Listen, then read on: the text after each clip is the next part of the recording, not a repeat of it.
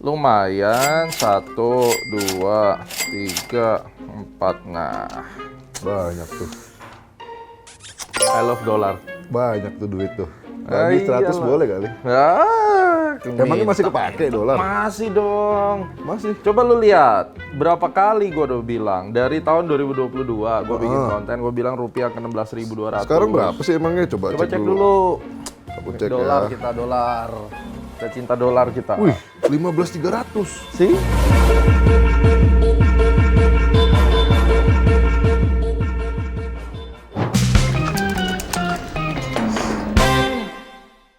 Kan gue udah ngomong, pelan-pelan tapi pasti. Pelan-pelan Pak Sopir. Pelan-pelan Pak Supir.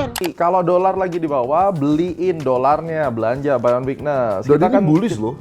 Lagi bullish kan? banget. Coba lu lihat chart monthly-nya. Wih, Banyak banget orang yang bilang, kapan katanya rupiah mau melemah? Gue dibully-bully. Sekarang mereka cuma bisa ngomong doang kan? Gue waktu di bawah gue collect terus. Ada hasil cuan trading rupiah, gue beliin dolar. dari pas 14 ribuan itu kemarin-kemarin kan? Sempet Iya, pokoknya 14 dari ribuan. pas gue bikin konten. Heeh. Terus kemudian kan harga sempat naik, lalu drop lagi tuh 14.8. Kapan bikin konten berarti terakhir? Coba lu April lihat. ya? April 2020 nih Oh iya konten nih ini. April Nah, ya. ya kan? Dan ini terakhir sempat 14.600 loh di bulan Juli. Itu gue beli. Wah. Bulan lalu gue belanja lagi. Makanya teman-teman dekat yang ada di Club Platinum di CAT juga pada nanya kan. Iya. Gue kasih tahu lu beli sekarang karena gue collect. Oh. Gitu. Jadi Kenapa? Karena Astronaci ada bisnis di luar, Ya. ya kan? Pesawat gue butuh US dollar. Jadi mau nggak mau harganya murah ya gue collect dong. Sekarang dari 14.600 sudah 15.300 Iya kan makanya. lumayan. Apalagi tadi sampai 16.200 prediksinya. 11.200. Nah sekarang kan dari sini tuh ngebuktiin bahwa setiap kali kita bikin analisis yang panjang, Ya. gue udah ngomong ini bukan 1-2 hari, tapi kebanyakan kan orang-orang selalu berpikir kayak mana kok nggak naik, kok nggak ini kan gitu. Kita kalau ngeliat makro itu penting, kita ngeliat itu agak panjang dan referensi kita ngeliat grafik itu pakai monthly chart. Dari monthly kan kelihatan sebenarnya bullish. Iya makanya ini juga ada kayak falling wedge gitu kan. Nah, Keren banget. artinya Falling wedge. coba lihat. Nah iya nih, coba kalian lihat di layar ya. Jadi ini nunjukin bahwa sebenarnya yang ada di 16.200 tuh harusnya akan tercapai cepat atau lambat dan dengan alasan apapun. Heeh. Nah, satu, kita ngomongin tentang makro. Iya. Kita ngelihat bahwa suku bunga Amerika ini nggak diturunin, padahal janjinya kan mau diturunin. Iya, Kan? sampai sekarang masih ditahan. Ditahan. Di 5,5 kalau nggak salah. Dinaikin nggak, tapi ditahan.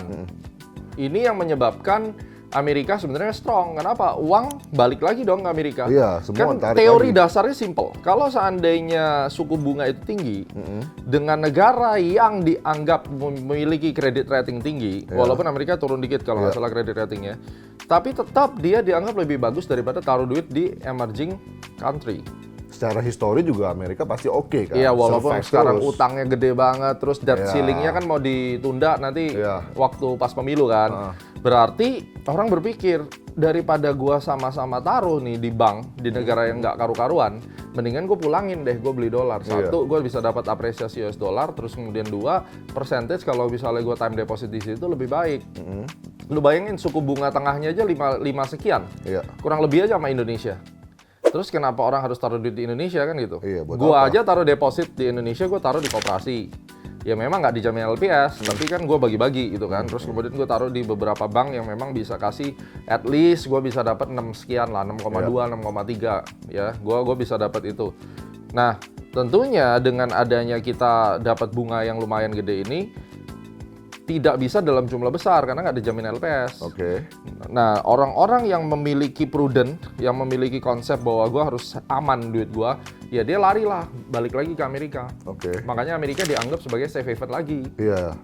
Dengan strategi dia untuk memaintain suku bunga tetap tinggi, maka dia akan menarik dana-dana dari negara-negara lain. Ini yang kita harus waspadai. Capital outflow yang bisa terjadi. Tapi berarti pertanyaannya kalau Amerika duitnya balik ke sana lagi, Indonesia bisa bahaya dong. Indonesia bisa bahaya dong.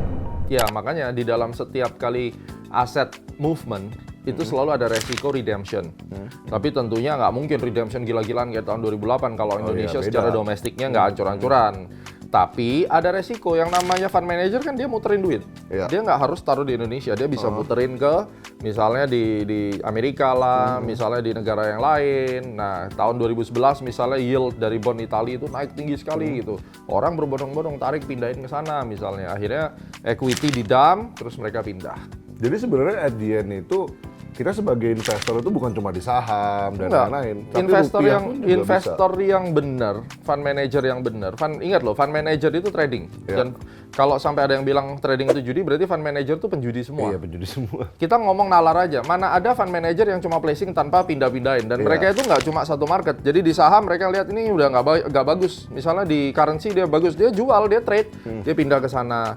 Terus kemudian kalau Anda lihat broker asing keluar masuk tuh kan trading juga. Iya. Berarti penjudi semua dong dia. Iya. Ya, Ya, ini itu mah beda cerita lah ini dia misleading information. Jadi Iya. masyarakat Indonesia jangan mau dibodohin sama influencer kayak Tuh, begini. dengar. Ya, karena Anda harus memiliki satu kerangka berpikir yang benar bahwa fund manager itu dia memutarkan asetnya bahkan di cabang 4 cabang aset. Jadi 4 cabang aset itu ada apa aja, tahu nggak? Nggak tahu, coba. Equity, Oke. bond, commodity, currency, 4.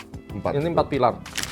Dan ini berhubungan sama Dan itu makroekonomi. diputar terus tuh Muter semuanya. terus. Dan sekarang kalau seandainya mereka ngepam yang namanya US dollar dengan suku bunga ditahan, the Fed mengatur suku bunga ditahan, terus kemudian tentang plafon kredit ditunda lagi sampai nanti pemilu itu, maka kan sekarang US dalam kondisi aman-aman aja. Iya. Nah, para spekulan akan merasa bahwa daripada gua ke negara ketiga dengan China ada perlambatan ekonomi, Mendingan di US. mendingan aja gue ya. pindah ke US dong, Iya, lebih gitu loh. aman, gitu. Makanya US akan cari gara-gara lagi sama China.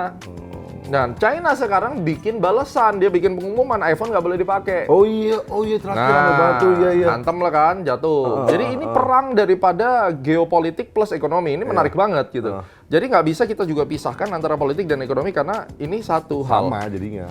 Dari sini kita akan lihat, oke, dengan adanya perilaku kayak begini, rupiah gimana? Apakah rupiah ini akan nanti terapresiasi atau terdepresiasi? Jelas akan terdepresiasi. Kenapa bisa terdepresiasi? Apakah Indonesia lemah? Memang, kalau hari ini kita lihat juga pertumbuhan ekonomi kita stuck kan. Makanya jangan sampai Indonesia masuk ke stagnansi. Iya. Terus kemudian, jangan sampai Indonesia GDP-nya ini juga terus turun. Makanya ini yang dijaga banget sama Bu Sri Mulyani kan di situ. Iya. Sementara kita punya income itu berkurang banget, jadi nggak ada pemasukan yang benar-benar bagus gitu loh. Nah ini kan juga menjadi tanda tanya dengan kayak gitu pelemahannya kan akan sangat mengerikan pada saat nanti rupiah mencapai target gua yang benar-benar 16.200. tercapai 16. Bagaimana hutang luar negeri? Jadi itu Indonesia? 16.200 karena ada gap. Ada gap. Oke, nah aku punya pertanyaan. Kalau misalkan rupiah sampai 16.200, harga barang makin mahal dong di Indonesia. Kalau importnya lebih besar daripada ekspor, itu akan besar, inflasi akan naik kan gitu. Iya. Nah ini yang harus dijaga, consumer confidence-nya jangan sampai turun. Consumer confidence. Confidence. Oke. Jadi consumer spending-nya itu nggak boleh turun. Oh itu daya beli. Daya beli. Oke, daya beli. Kan itu kan terukur di dalam makro kan. Ya. Jadi kalau misalnya consumer confidence di suatu negara itu mulai drop, inflasinya tinggi. Ya. Dan inflasi ingat ada cost push inflation atau demand pull Demand push, inflation. ya. Dalam hal ini tentunya harga naik karena cost kan. Sama kayak Amerika cost push inflation. Nah, ini yang harus kita jaga, hati-hati. Kalau seandainya Indonesia lebih banyak importnya, ini bahaya. Makanya mudah-mudahan surplusnya terus bertambah. Ya. Kita dukung pemerintah untuk terus melakukan ekspor. Ya. Pemerintah harus memberikan kelonggaran kepada eksportir, jangan dipersulit izinnya supaya flow-nya tetap jalan. Oke. Jadi bisa mendapat benefit dari pelemahan rupiah. Oh. Ini yang menjadi poin penting. Nah, jadi mungkin kita nggak usah bahas analisa lagi karena analisa udah ada di video sebelumnya Benar. kan. Tetap dia 16.200 tuh. Cepat atau lambat? Cepat atau lambat. Walaupun di tengah-tengahnya nanti bisa turun lagi, ya kan? Ya, walaupun ada disclaimer ya, Ya. nggak mungkin 100% benar analisa saya, tapi setidaknya sampai hari ini sudah setahun lebih kan, paling nggak Robert Arahnya sendiri kan naik, lihat ya. arahnya tuh sesuai gitu. Meskipun turunnya normal. Normal Dan itu aja. jadi kesempatan bottom. untuk beli gitu. Jadi paling nggak di sini tuh masyarakat juga bisa belajar analisis makro itu nggak bisa sehari seminggu jadi. Iya. Kita ngelihatnya tuh panjang dan Ini udah bahkan hampir 1 tahun setengah. referensi yang gua pakai kan monthly chart. Iya. Gitu loh. Tapi ya at the end apakah Gema make money? Ya begitu harga turun gue beliin. Ya, itu dolar banyak gitu. Tapi apakah saya itu pakai US dollarnya untuk investment? Tidak. Saya beli ini untuk bisnis saya di luar negeri. Iya. Karena gue mesti keep dong US dollar. Betul. Gue harus akuisisi US dollar dengan harga yang murah. Betul. Nanti aku bayar bill tagihan di sana, ya pakai US dollar dengan Jadi dia untung. harga pokok pendapatan pembelian yang murah gitu. Nah, aku punya pertanyaan lagi, ini terakhir ya buat penutupan. Mungkin teman-teman yang sekarang ini belum ngerasain nih cuannya dari rupiah, Ya. ya kan? Apa yang bisa mereka lakukan untuk mereka bisa dapat cuan? Menurut gua pada saat rupiah sangat menguat, lu mesti beli. Rupiah, oke. Setidaknya lu mesti punya lah US Berarti dollar. sekarang kan 15.300 di 15.000, 14.900-an Ya, ya. lu dapat harga 14.8, 14.9 kalau bisa dapat ya beli lagi. Ya, gitu. itu enak sih. Ya. Itu harga sweet spotnya di situ lah. Dan saya yakin pemerintah juga mau ngejaga kalau bisa di atas 15. Iya. Tujuannya apa? Kok pemerintah lebih suka di atas 15? Ini prediksi gua aja ya. Kenapa? Karena gua nggak pegang data. Ya karena ekspornya akan dapat duit lebih banyak dong. Oh iya.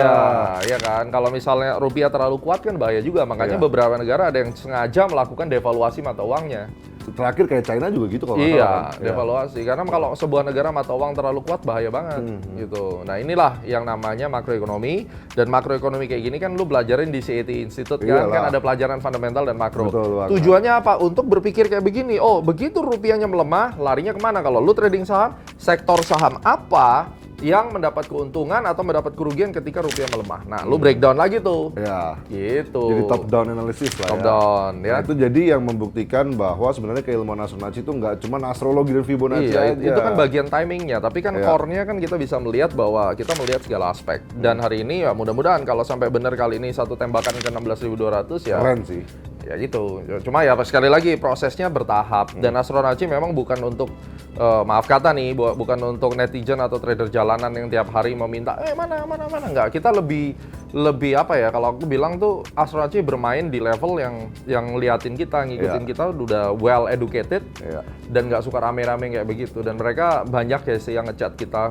Gua happy sih, banyak yang ngomong, Pak tetap maju Pak, kita para fund manager kita ini, saya nggak sebut nama lah, kita sangat terbantu gitu-gitu. Dan yang kerennya lagi kan sebenarnya rupiah satu tembakan 16.200 tuh nggak cuma dengan invest ke dolar aja kita bisa dapet cuan, tapi bisnis pun juga bisa bisnisnya kan. juga Ekspor, bisa, impor kayak ekspor tadi. impornya kepake. Jadi tentunya yang dengar konten ini ya bisa saja saya salah, ya mohon maaf kalau saya salah, tapi paling tidak ada yang namanya kecenderungan. Kalau kecenderungannya tercapai ya teman-teman yang punya kepentingan di US dollar kan pasti akan Pasti cuan. bisa mengambil satu decision making lah atas Iya, konten ini. betul. Tapi prinsipnya saya kembalikan pada Anda, itu uang Anda, resiko-resiko Anda, silakan boleh percaya boleh enggak, silakan do your own research. Kalau ternyata dianggap masuk akal, go ahead. Semoga Oke. berguna, dan sampai ketemu di episode berikutnya. Mantap, bye-bye.